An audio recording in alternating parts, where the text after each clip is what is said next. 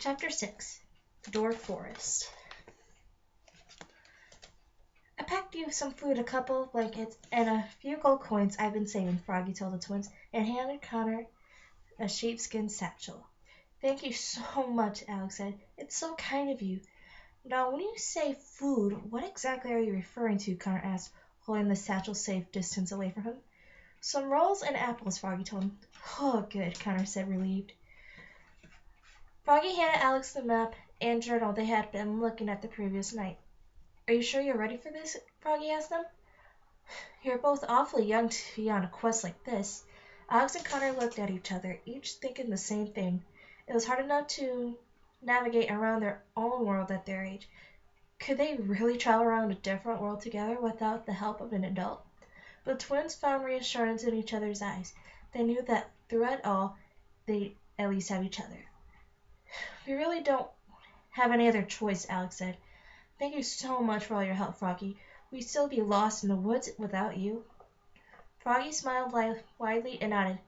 Of course, he said. I should be thanking you. I rarely had the opportunity to feel so useful.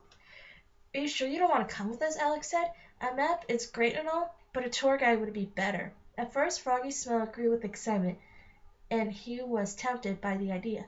The thought of traveling out into the world and leaving his hole in the ground home was so alluring. It was clear he could feel the temptation throughout his entire body. However, his fears and insecurities about the outside world seeing him and what he had become erased the opportunity from his mind. I can't, children, Froggy said, with a heavy heart, but I wish you the best. The twins were disappointed, but they understood. It was difficult for them to even go to school with just a small blemish on their faces.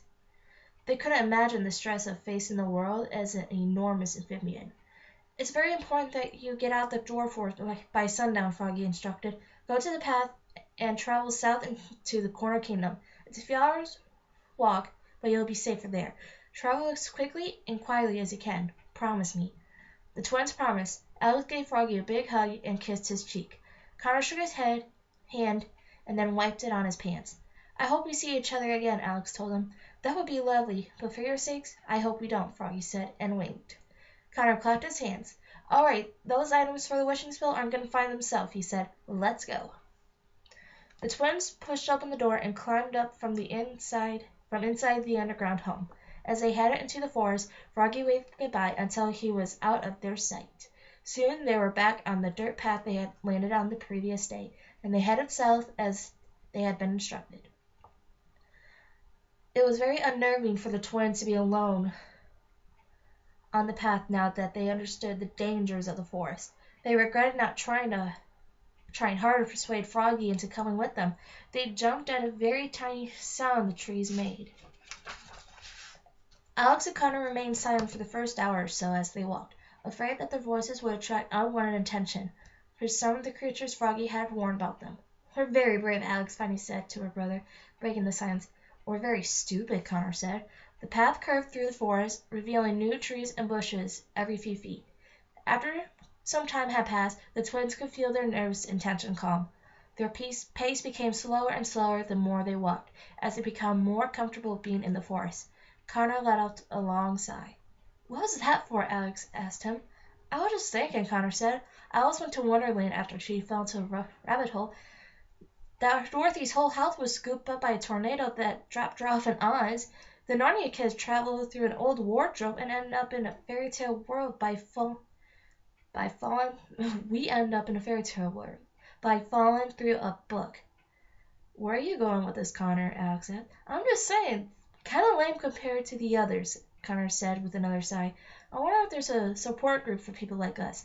You know, people who accidentally traveled into other dimensions and whatnot. Alex was appalled. Do you not get how lucky we are? She said.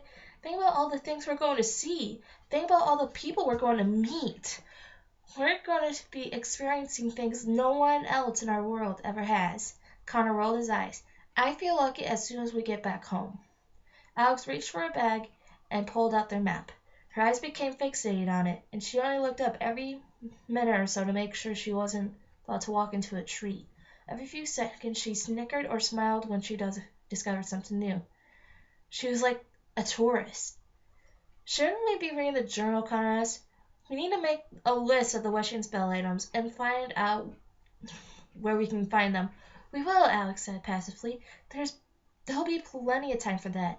Connor was getting frustrated with her. Did she not realize how serious the situation was? We need to go home, Connor said. What are we waiting for?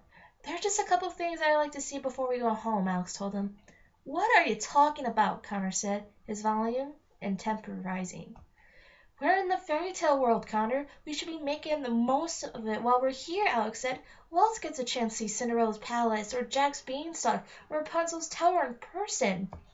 Connor's mouth and eyes were wide open. He couldn't believe what his sister was saying. We're stuck in another world, and you want to go sightseeing, he said. Are you hearing yourself right now? Do you know how crazy you sound? She stopped walking and turned to face her brother.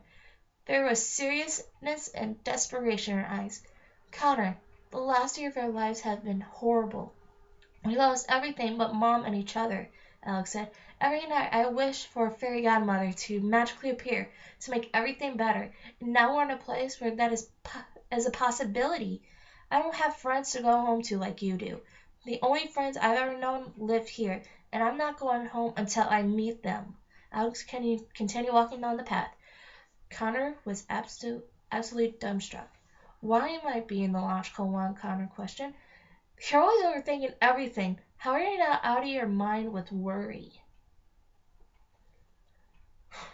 What's there to be worried about? Alex said with a laugh.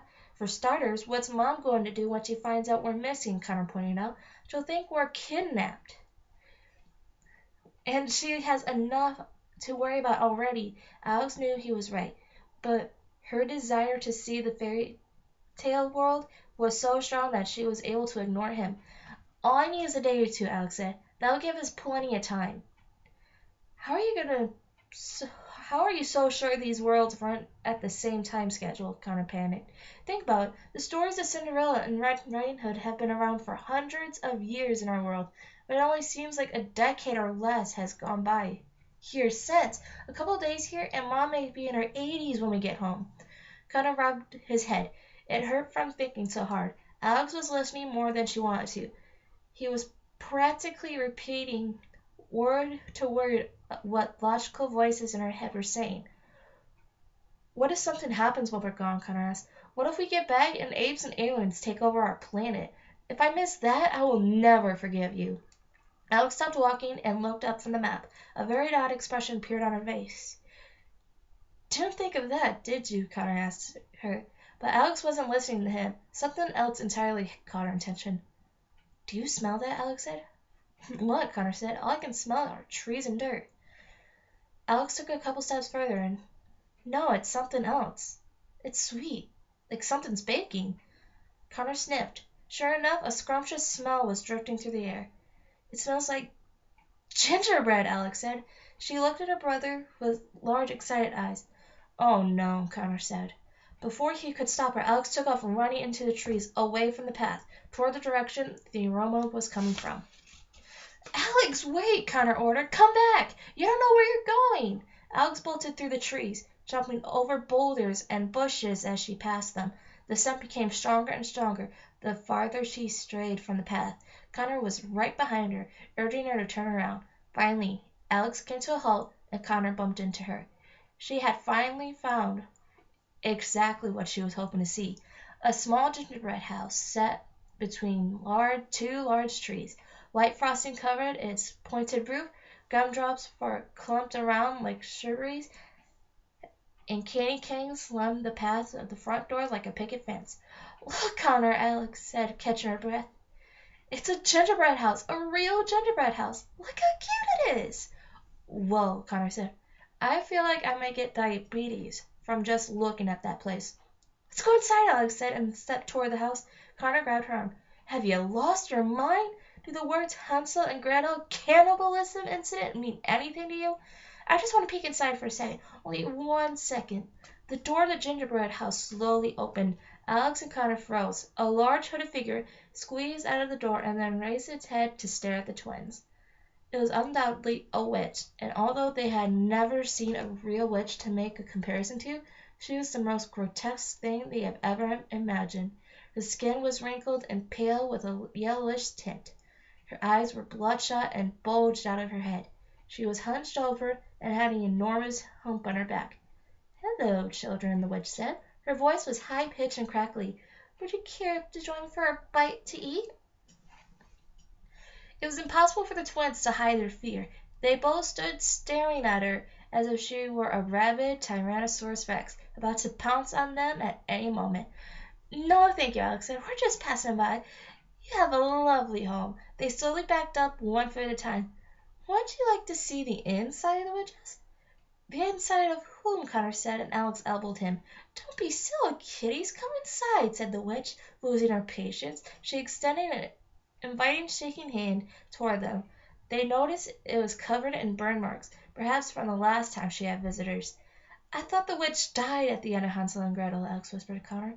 "Maybe she got hold of a fire extinguisher after they left," Connor whispered back. They continued backing slowly away from her. "Thank you so much for the invitation, but we really need to get going," Alex said. "We're on a really tight schedule," Connor added. "We're meeting a couple of dwarfs for coffee in a half hour, so we better get a move on." They quickly took off in the direction they come, but came to a jarring stop when the witch suddenly appeared in front of them with a pop. They tried running back the other way, but the witch just appeared in front of them again with a snap. They were trapped. "You aren't going anywhere," the witch said. She seemed to grow taller and her eyes bulged bigger as her patience ran out. "Now be nice little chickies and follow me inside." Alex said, "Alex, this is like one of those bad videos about strangers from first grade," Connor whispered her. "Do you still have your kidnapping whistle?" "You don't want to eat us," Alex told the witch. "We've been walking for a while. We are really dehydrated. We're practically just skin and bone." The witch was definitely grown. Her hump shrank as her body rose higher. "Your friend seems to be rather plump," the witch said, looking at Connor like a praying mantis about to strike. "He has more than enough to spare." She was practically salivating. "I beg your pardon." Connor was so offended he forgot how terrifying he was. "I'll have you know I'm on the edge of another growth spurt, and always get a little pudgy before one." "Connor, please don't," Alex tried, but it was too late. "Why do you want your victims chubby anyway?" "Wouldn't it be healthier if they were muscular and fit?" Connor said. The witch looked to the side and raised an eyebrow. She had never considered this. Her consideration must have distracted her from attacking twins, because she began to shrink back to her normal humped shape. "If you ask me," Connor continued, "you should turn your gingerbread house into a gingerbread gym and a health club." Alex often couldn't believe the crazy things that her brother said, but this one took the cake. "What a delicious idea," the witch cackled. "I'll rebuild as soon as I'm finished with you." The witch began to grow again. This time her mouth opened wide and a set of jagged teeth grew out of it. She was going in for the attack. Alex screamed, "Wait!" for hands covering her face and said, "You owe him." The witch recoiled in her smaller form. "I owe him?" she asked. "Yes, isn't that how it works?" Alex said. "He presented you with an idea and now you owe him a wish." "A wish?" the witch asked. "A wish?" Connor asked. Alex nodded convincingly. The witch grunted. "Yes, the happily ever after said we just enacted a new law," Alex said, thinking on the tips of her toes. "Any witch presented with a good idea must return the favor by granting a wish." Yeah," said Connor, going along with it. "Don't make Mother Goose fly down here. She'll let her geese loose on you, and some of them lay golden eggs, and that can't feel good. Who knows how aggressive they'll be?" "Fine," the witch said. "I shall grant you one wish, but only because I don't want to deal with those fluttering freaks again." Connor leaned closer to his sister. "What should I wish for? Should I wish to go home?" he whispered. "No, she'll trick us with whatever we wish for. It has to be really specific." Alex said. "Hurry, children, I'm hungry," the witch demanded. "Okay," said Connor, thinking as fast as he could. It had to be a good one. It had to help them get out of the situation. "I wish you would become a vegetarian," he said to the witch. Alex turned her head sharply toward her brother. "That's what you picked?" "Very well," the witch shrieked. The twins weren't sure if she knew what a vegetarian was. She reached her hands toward the sky and clapped, making a sound as loud as thunder. The twins ducked but the wish appeared to have done the trick. The witch's helm faded away, and the yellowish tint of her skin disappeared, and the bloodshot eyes calmed. "I've lost my appetite," the witch said. She shrugged her shoulders, turned away from Alex O'Connor, and walked into the gingerbread house, slamming the door behind her. Alex O'Connor took a deep breath. Their bodies had never been so tense. "That was a close one," Alex said. "You're welcome," Connor said. "How did you think a witch of her become a vegetarian?" Alex asked. Connor scratched his head. "It was the only sure way I knew she wouldn't eat us." Alex smiled at him. She wasn't given too many moments to be proud of her brother, so when the chance came, she soaked it all up, for it was all worth. "Nice job, but let's get out of here in case your wish wears off." The twins hurried back through the forest until they returned to the path. They continued heading south this time, keeping it to a faster pace. They had their first dangerous encounter in the fairy tale world, and they weren't in a hurry for the next. Alex and Connor had been hurrying along the path for a while, and when Connor said, "Alex, I gotta sit down. I feel like my legs are going to fall off." "Connor, we have to keep moving. It's already afternoon, and Froggy said we need to cross into a quarter camp before nightfall," Alex warned. "Easy for him to say. He has frog legs," Connor said through heavy breathing. "Just a couple minutes, and then we'll keep going. I promise." "All right, let's find us someplace safe," Alex said. They continued walking a little farther and found a pleasant opening between some trees. Connor found a fallen tree to sit on and catch his breath. Alex looked around at the trees and the forest, noticing that they were all different shapes and sizes and shades of green. She was still bewildered by anything that had happened. "It's amazing, isn't it?" Alex said. "All this has been at our fingertips the whole time, and we never knew." She took a seat next to her brother, grinning from ear to ear. "What do you think Dad and Grandma would think of all this?" Alex asked them. "What do you think they would say if they knew if this was actually real? From the way they always talked about fairy tales." "You think they did," Connor said, and couldn't help but smile at the thought.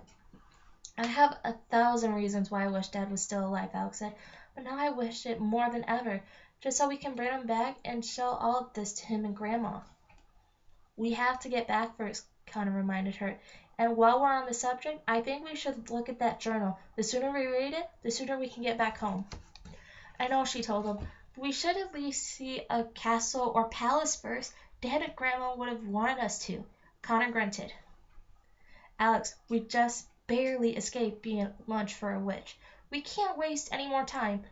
The sounds of a few twigs snapping came from across the clearing as something approached. Alex and Connor ducked behind the fallen tree, hidden from view.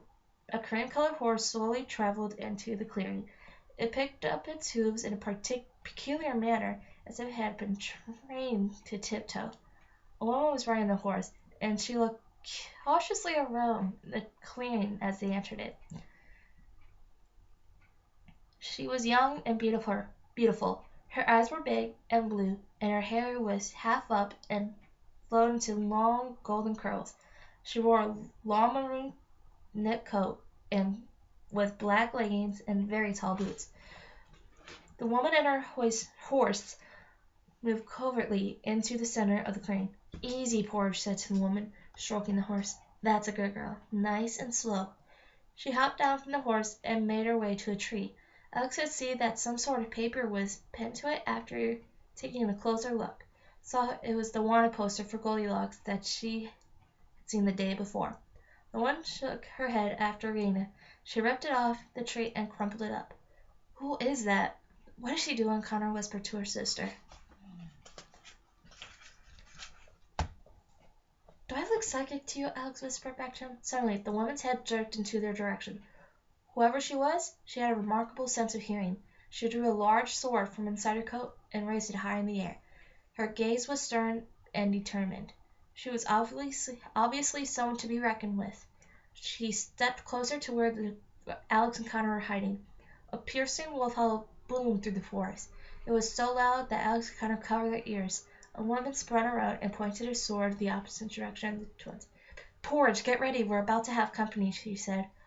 "Who?" Alex and Connor mouthed to each other. Creeping through the trees toward them were half a dozen wolves. However, these wolves were unlike any the twins ever seen before. They were 4 times the size of any normal wolf in the world. Their fur was jet black and mated. Their eyes were red, and their snouts were wide, These wolves were ready to kill at any minute. Without a doubt, the twins had come face to face with the big bad wolf pack. Alex and Connor held on to each other, shaking with fear. The woman in the maroon coat never showed a hint of panic. She pointed her sword at the largest of the wolves, standing in the middle of the pack. The wolves growled and gritted their teeth toward her. "Hello, Melancholy," the woman said. "Hello, Goldilocks," Melancholy growled. The twins were both in silent hysterics. "Goldilocks! That's Goldilocks!" Alex mouthed to Connor. "The wolf talks! The wolf talks!" he mouthed back to her. "I'm surprised you're not chained down in some Red Riding Hood Kingdom jail yet," Melancholy said. Goldilocks. "I'm surprised you haven't been turned to rock for a child's nursery yet," Goldilocks said. "What brings you to these parts of the forest? This isn't an innocent village or your pack to torment for miles." Goldilocks never lowered her sword. The other wolves in Melancholy's pack slowly surrounded her and porridge. "My pack is hungry. We've stopped for an afternoon snack," the wolf said. "Have you really come to eat me?" Goldilocks said. "I thought you had learned your lesson by now." "I bite back." She gripped her sword even tighter. Melancholy laughed. "The wolf can laugh? It can laugh?" Connor mouthed to Alex. "You're far too small of a portion," Melancholy told her, with an evil, wolfish grin. "Your horse, however, has plenty to go around." Alex and Connor had never seen a horse look as frightened as Porridge did. Had she not been so light-colored, they would have had a sworn she had gone pale.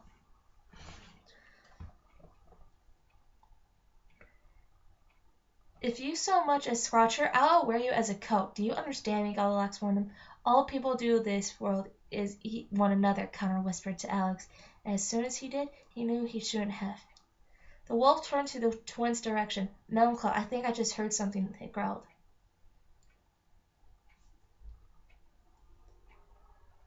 The wolf began sniffing vigorously in the air. "I smell 2 children, 1 boy and 1 girl." The Goldilocks seemed as surprised as the rest of the wolves to learn this. So that's what she had heard moments before. The twins could hear their own heartbeats. What was going to happen next? Was Goldilocks going to rat them out to save her horse? Had they just narrowly escaped being devoured by a witch, only to be eaten by a pack of overgrown wolves?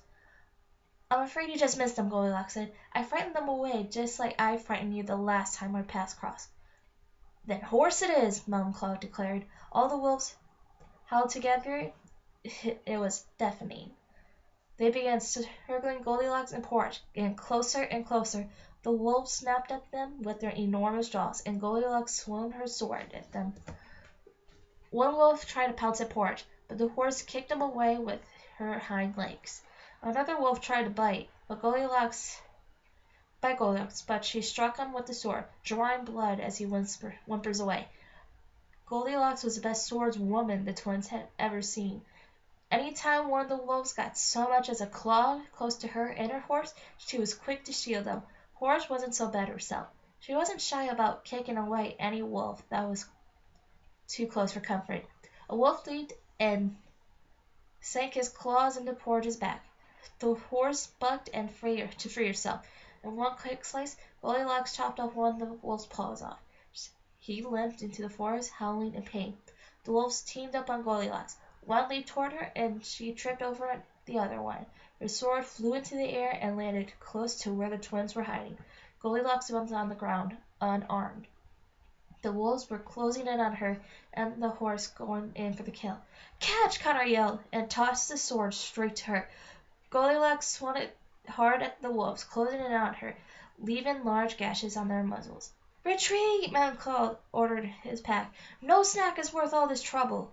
The wolves stampeded into the forest, growling and howling in anger, letting the rest of the forest know they were on their way. "Until we meet again," Goldilocks, Melancholy called out as he disappeared into the trees with the rest of the wolves. Goldilocks got to her feet, put her sword away. She was out of breath, and now that the enemy had left, much more vulnerable than she had shown in combat. She petted Porridge's nose and dabbed the horse's wounds with the fabric of her coat. "Good girl, Porridge," Goldilocks said. She turned to face the fallen tree Alex and Connor were hiding behind. You can come out now, Goldilocks said. The twins were hesitant at first. Then Connor popped out and exclaimed, "That was awesome!" "Connor," Alex said, popping up beside her. "That was one heck of a fight," Connor continued. "You know, at first I really thought that they had you. I never expected a girl and her horse could be any match for 6 hungry wolves. But you impressed me. Where did you learn to fight like that?" Goldilocks was not amused by his enthusiasm. "When you've been on the run for as long as I have, you pick up a few tricks here and there." She turned around and remounted her horse with a jump. "So is it really you?" Alex asked. "Are you really Goldilocks? The woman who wanted dead or alive for all of her crimes?" "Don't believe everything you read," she said sternly, and then pulled on Porge's reins and galloped away. But she only traveled a few feet before she steered Porge back to the twins. "Thank you for your assistance," Goldilocks said. Connor nodded. "Here, take this, in case you need it." Goldilocks reached into the side of her boot and pulled out a silver dagger. She tossed it on the ground. "Now get as far away here as possible. Those wolves will be back sooner than you expected." And with that said, Goldilocks and Porridge galloped off into the forest. Alex and Connor stood motionless, watching her ride off out of sight. "That was amazing," Connor said. He retrieved the dagger from the ground and put it inside her satchel. As terrifying as that was, it was kind of nice to see another human for a change. "We better get out of here," Alex said.